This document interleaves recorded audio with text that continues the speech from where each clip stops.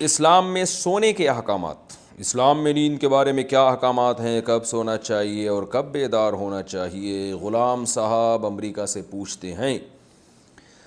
دیکھیں، قرآن مجید میں اللہ تعالیٰ نے جو سونے کے بارے میں احکام بیان کیے ہیں،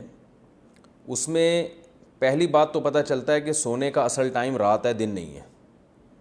دن میں بھی سونا ہے لیکن اصل جو سونے کا ٹائم ہے رات ہے۔ جیسے قرآن مجید میں اللہ کا ارشاد ہے وَجَعَلْنَا اللَّيْلَ لِبَاسًا، رات کو ہم نے لباس بنایا جو سب چیزوں کو ڈھانپ دیتی ہے، اور جو ہے وہ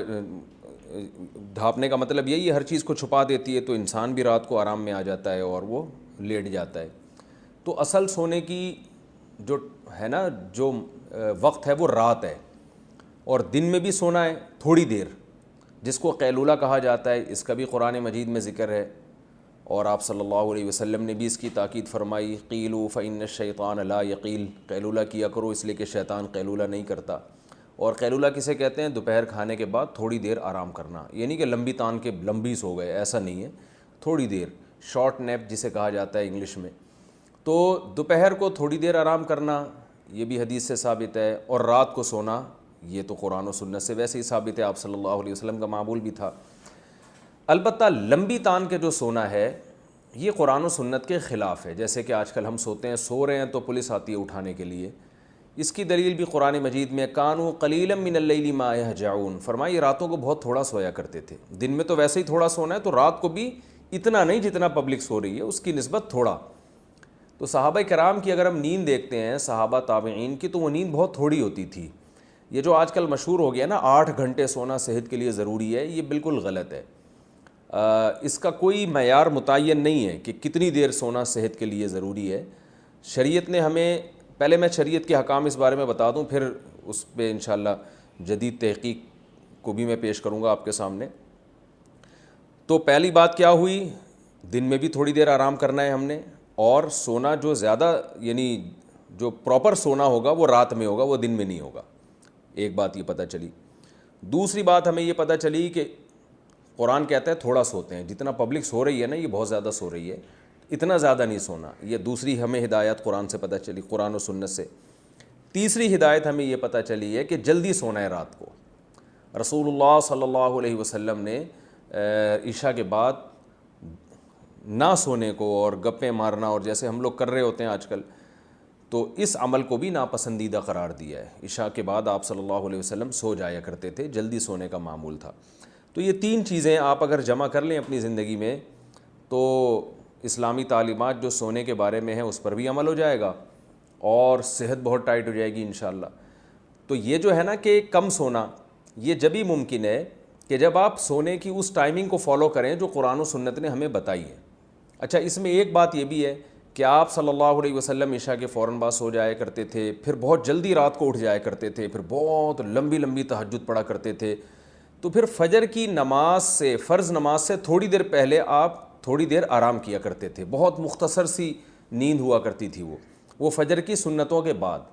یعنی ساری رات تہجد پڑھی آپ صلی اللہ علیہ وسلم نے، پھر صبح صادق ہوئی تو 2 رکعت سنت پڑھی، سنتیں جو مؤکدہ ہیں فجر کی، اس کے بعد تھوڑی دیر آپ آرام کرتے تھے سنت اور فرض کے درمیان میں، بہت مختصر سا لیٹ جایا کرتے تھے تھوڑی دیر۔ تو یہ بھی ہے، تو یہ اگر آپ ٹائمنگ فالو کریں نا، اس میں بہت فائدہ ہے صحت کو، اور لیکن اس میں ایک چیز یہ ہے کہ اس ٹائمنگ کو اور اتنی کم نیند کہ بہت تھوڑا سونا، یہ جب ہی ممکن ہے جب آپ کی باقی صحت اچھی ہو، اور سونے کی اسی ٹائمنگ کو فالو کریں آپ۔ اگر آپ عشاء کے فوراً بعد سو جائیں تو آج بھی میڈیکل سائنس کہتی ہے تھوڑی دیر سونا، یہ اس وقت کا تھوڑی دیر سونا کئی گھنٹے سونے کے برابر ہوگا، آپ کو اتنا فریش کر دے گا۔ اور اگر آپ رات کو دیر سے سوئیں گے تو کئی گھنٹے سو کے بھی وہ راحت آپ کو حاصل نہیں ہوگی جو جلدی سونے میں حاصل ہوتی ہے۔ اس لیے کہ میڈیکل سائنس کہتی ہے، جو ہم نے ڈاکٹروں سے سنا ہے، کہ ایک دماغ میں کیمیکل نکلنا شروع ہو جاتا ہے رات کے وقت میں، اور وہ ہمیں سلانے کی طرف لے کے جاتا ہے۔ اگر ہم وہ نہیں سوتے تو اس کا پھر نقصان یہ ہوتا ہے کہ بعد میں بہت زیادہ بھی سو کے وہ فریشنس ہمیں حاصل نہیں ہوتی۔ تو اس لیے عشاء کے فوراً بعد سو جائیں، تو تھوڑے چند گھنٹے سو جائیں آپ، 3-4 گھنٹے گہری نیند بہت ہے، 4 گھنٹے بھی آپ سو گئے گہری نیند بہت ہٹو بچو ہو جائے گا۔ اس کے بعد پھر آپ فجر کی سنتیں پڑھ لیں، اور سنتوں اور فرض کے درمیان جو وقفہ اس میں تھوڑی دیر آرام کر لیں، اس کے بعد دوپہر کھانے کے بعد تھوڑی دیر آپ آدھا گھنٹہ، بہت زیادہ ہو گیا 1 گھنٹہ آرام کر لیا آپ نے، تو آپ کی بہت کم نیند میں آپ سارا دن فریش نظر آئیں گے، سارا دن آپ ہنستے کھیلتے رہیں گے۔ اور اگر بھائی جو ہماری روٹین آج کل چل رہی ہے، اچھا اس میں ایک یہ بھی ہے کہ اس میں یہ بھی ضروری ہے کم کھانا ہے،